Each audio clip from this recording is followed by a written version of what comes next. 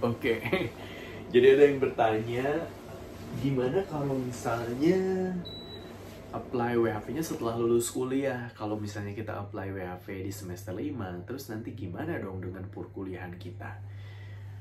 Yang jelas lebih bagus kuliahnya dikelarin dulu. Benar, bisa jadi kayak gitu. Tapi kita nggak tahu ya, pertama-tama nih, apakah WHV itu masih akan tetap ada? Apakah Indonesia masih dikasih kesempatan WHV oleh pemerintah Australia di tahun berikutnya, 2 tahun berikutnya, 3 tahun berikutnya, atau 4 tahun berikutnya? Apakah perubahan-perubahan migrasi oleh pemerintah Australia juga masih memberikan WHV kepada Indonesia atau tidak? Jadi banyak hal yang harus dipikirin. Nah, kemudian setiap tahun itu, WHV untuk Indonesia ada sekitar 4.600 kuotanya. Dan yang sekarang daftar itu untuk dapetin SD WHV pasti ratusan ribu, bahkan jutaan. Karena kita ngeliat sendiri kondisi Indonesia kayak sekarang itu gimana lah ya, kalian bisa memprediksinya sendiri. Kemudian ketika semester 5 kamu nyoba apply WHV, apakah kamu bisa langsung dapetin SD WHV-nya? Bagus kalau langsung dapet, kalau enggak gimana?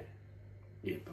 Tapi kalau misalnya ketika sudah semester 5 kita nyoba WHV dan kita belum dapetin kesempatan SD WHV-nya karena terbatas kuotanya, setidaknya kita punya probabilitas dalam 2 tahun saat kamu semester 5, 6, 7, 8 itu ada kesempatan kamu bisa dapetin kuota tersebut. Oke, bisa jadi kamu dapat di semester ke-6 kuliah, di semester ke-7 kuliah, di semester ke-8 kuliah gitu. Dan kalau misalnya kita nunggu sampai lulus, apakah kita juga langsung bisa dapetin SD WHV-nya? Tapi kalau misalnya kita udah dapetin SD WHV-nya sebelum kita lulus, dan dapetin WHV-nya sebelum kita lulus, itu setidaknya visa sudah di tangan. Jadi begitu kita lulus, kita mau langsung ke Australia, itu nggak ada masalah karena kamu sudah punya visa di tangan. Gitu. Dan bisa jadi kamu sudah nyoba dari semester 5 sampai kamu lulus, kamu masih belum bisa mendapatkan SD WHV-nya gitu sampai beberapa tahun. Baru mungkin 2 tahun setelah lulus kuliah baru dapat, atau 3 tahun setelah lulus kuliah baru dapat. Padahal kamu udah nyoba dari semester 5 saat kamu masih kuliah. Oke. Itu ya. Jadi dengan kamu mencoba di semester 5, probabilitas kamu mendapatkan kesempatan WHV itu mungkin lebih besar atau ada dalam periode ketika kamu mau menyelesaikan perkuliahan kamu. Terus, ketika kamu misalnya dapat SD WHV-nya, dapetin WHV-nya di saat semester 5, atau di saat semester 6, di saat semester 7, itu kamu punya kesempatan 1 tahun untuk menunda perjalanan. Jadi visanya itu expire di 1 tahun. Dalam 1 tahun, berlaku dalam 1 tahun. Jadi kamu bisa menggunakan kapan aja. Berarti kamu masih sempat menyelesaikan perkuliahan kamu. Gitu, dan bahkan kamu mungkin bisa aja sampai mengikuti acara wisudanya. Gitu, karena visa itu berlakunya 1 tahun dan kamu bisa menggunakan kapan aja. Kalau nggak digunain sama kamu, ya visanya bisa hangus nanti. Nah, terus kalau visanya berlaku 1 tahun, berarti kalau kita cuma kita pakai di tahun ke-4 misalnya, berarti kita tinggal di Australia boleh 8 bulan dong. Nggak kayak gitu. Jadi dalam 1 tahun itu, visa kamu boleh digunakan kapan aja, dan begitu kamu mendarat ke Australia, itu adalah hari pertama kamu di Australia, dan kamu berhak tinggal selama 365 hari atau 1 tahun full di Australia. Oke? Jadi visa pas granted itu masa berlakunya 1 tahun. Dalam 1 tahun itu kamu boleh menentukan kapan mau pergi ke Australia, sesiapnya kamu. Nanti pas begitu nyampe di Australia di hari pertama itu dihitung hari pertama kamu ke Australia. Dan kamu berhak tinggal 1 tahun full di Australia. Oke.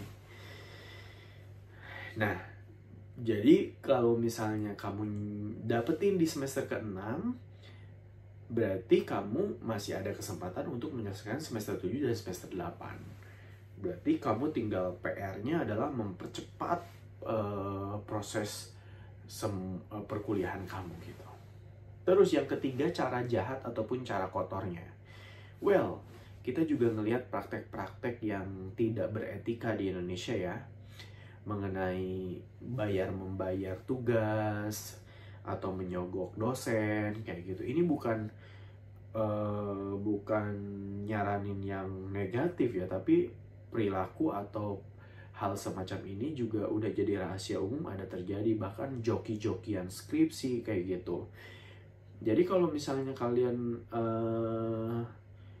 mau menggunakan jasa tersebut ya bisa jadi kalian tempuh gitu untuk melakukan hal seperti itu. Itu kalau misalnya udah bejat-bejatnya moral ya, udah etikanya gitu. Tapi memang itu kejadian di negara kita ya. Dan menurut gue skripsi itu sebenarnya buang-buang waktu juga sih, karena di negara maju aja tuh nggak ada skripsi gitu. Dan skripsi itu membuat kita juga belajar untuk memanipulasi data.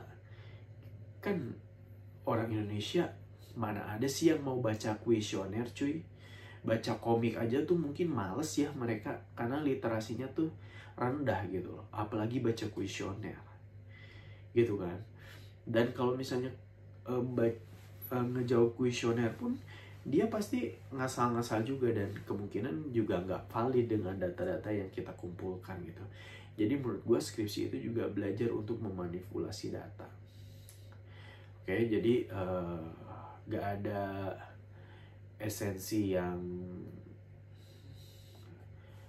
ya ada saja sih esensinya, cuman ya udahlah, gak usah komentar lah. Udah pusing. Jadi menurut gue teman-teman mendingan apply saat kalian menginjak semester 5, karena probabilitas kalian dapetin SDWHV-nya sampai lulus kuliah itu ada gitu. Bisa hemat waktu ketimbang kalian apply setelah lulus kuliah, karena belum tentu ketika kalian lulus kuliah langsung apply itu bisa dapet kuotanya. Oke, see you next time guys. Assalamualaikum warahmatullahi wabarakatuh.